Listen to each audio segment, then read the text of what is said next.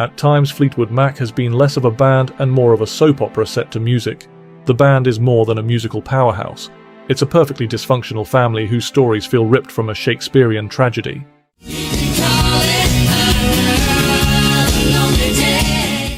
Sometimes Fleetwood Mac feels less like a band and more like a musical soap opera. The band is not just a strong musical group, it's a totally messed up family whose stories seem like they came straight from a Shakespearean tragedy. Their 1977 album Rumors might be one of the most famous records ever, but it is also a straightforward story of the personal and work-related chaos that happened while it was being made. At the heart of it all were Stevie Nicks and Lindsey Buckingham, two people in a complicated relationship that would influence both their careers and their lives. To see why Go Your Own Way affects Nicks so much, we need to return to the start. You and Lindsey would still be together. I think if we hadn't moved from San Francisco to LA, we both feel that we would have gotten married and stayed there. We also think we would still be famous. Stevie Nicks and Lindsey Buckingham's love story started in California in the 1960s when they met in high school. When I was a junior in high school in Northern California, she joined my school as a senior. She played guitar, and we connected a bit through music at a few social events. After that she went to college, and I stayed to finish high school. It wasn't a fast-paced romance. In fact, Nicks initially pushed back against Buckingham's attempts to get close, and it wasn't until later that their relationship really developed. They became a couple and soon started working together in music too. The duo started a band called Fritz, before they decided to create their own album as Buckingham Nicks. The album wasn't a big hit, but it got the notice of Fleetwood Mac, who were searching for a new guitarist at that moment. Buckingham agreed to participate, but only if Nicks could join as well. In 1975, Nicks and Buckingham joined Fleetwood Mac, finishing the band's lineup that would later become famous worldwide. The connection was instant. Their addition added an exciting energy to the band's music, mixing Buckingham's sharp guitar skills and Nicks' otherworldly presence with the existing talents of Christine McVie, John McVie and Mick Fleetwood. Songs like Rhiannon and Landslide helped them reach new levels of success. However, problems were already starting to appear behind the scenes. But by the time rumors started spreading in 1976, those cracks had turned into big gaps. Nicks and Buckingham's relationship was falling apart because of their success, just like John and Christine McVie's marriage. Mick Fleetwood was also dealing with personal challenges, such as the end of his marriage. What made Fleetwood Mac special and likely contributed to their success was their choice to share their emotions both on stage and in the studio. All the pain, betrayal and heartbreak went into their music. The result was an album that resonated with millions, because it was very honest and straightforward. Songs like The Chain showed the group's strong spirit and togetherness, even when their personal lives were in trouble. But it was the individual songs that showed the most clear views of their inner struggles. Christine McVie's song You Make Loving Fun tells the story of her growing love for the band's lighting director. Nicks's dreams looked at the mixed feelings she had after breaking up with Buckingham. For Buckingham, the song Go Your Own Way was an outlet.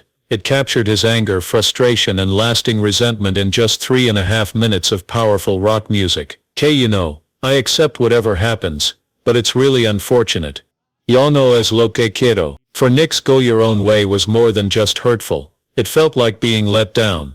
The line packing up, shacking up is all you want to do feels like a sudden hit. It was a lie, she later said clearly.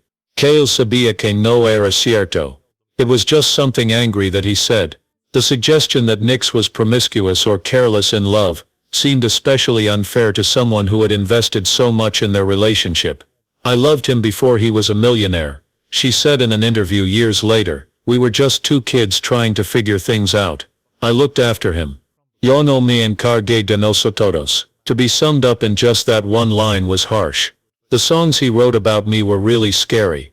You know, go your own way, go your own way, go your own way, is a polite way to say something that's really not nice, you know. And you know, living together is all you want to do, which was not true.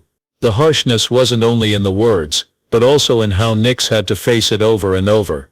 Fleetwood Mac's success made the song a regular part of their live shows. Each night, she performed on stage, singing a song that brought her heartbreak into the open. The emotional impact was very heavy. When I hear a song like Go Your Own Way, It immediately reminds me of when we ended our relationship. She admitted in 2003 that it never goes away. Despite the pain it brought her, Nyx understood that the song and the entire album were more important than her own emotions. Rumors sold more than 40 million copies, making it one of the best-selling albums ever. It connected with people because it was very personal and completely honest. The tension and heartbreak that inspired its creation gave it a lasting quality, but the wounds from that time never completely healed. In live shows in the 1970s, Nyx and Christine McVie sometimes disrupted the song by changing the harmonies, playing with the timing, or purposely confusing Buckingham. It was a minor act of revenge, but it showed a lot about the emotional impact the song had caused. Years later, Buckingham would think about how hard it was to deal with their breakup in the band. "We acted professionally, but it was challenging," he said. "You're trying to build something together while handling your personal issues. It's like balancing on a thin rope." You see, it was about making choices. It was about expressing, "I'm hurt because of Stevie. She wants me to do this. I could either do a bad job or I could do the job I know I'm capable of. What is the choice?" So you try to make the best choices. For Nyx, those experiences influenced her artistic identity. Buckingham usually expressed his feelings through sharp and critical lyrics, while Nyx focused on self-reflection. Her song Silver Springs, which was meant for the album Rumors, but was left off the final tracklist, was her way of dealing with their breakup.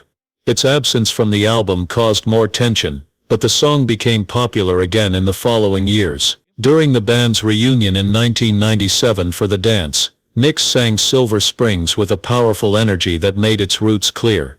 Singing straight to Buckingham, she powerfully sang the line, "You'll never get away from the sound of the woman that loves you," making it one of the most unforgettable moments of the show.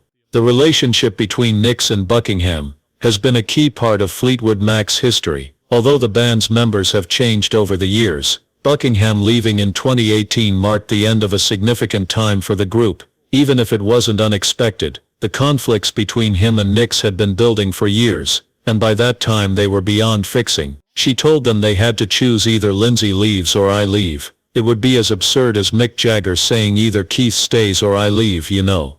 "Well, I suppose we need the singer. It seems like your message is missing some context or content. Could you please provide the text that you would like me to paraphrase?" This is what makes Fleetwood Mac last a long time and remain interesting. Sus canciones son más que solo melodías y letras. Their confessions, arguments, and reconciliations are all expressed through music. They remind us that art often emerges from chaos, and that sometimes the most beautiful works come from the hardest experiences. For fans, Go Your Own Way is a classic, a powerful song about independence and strength.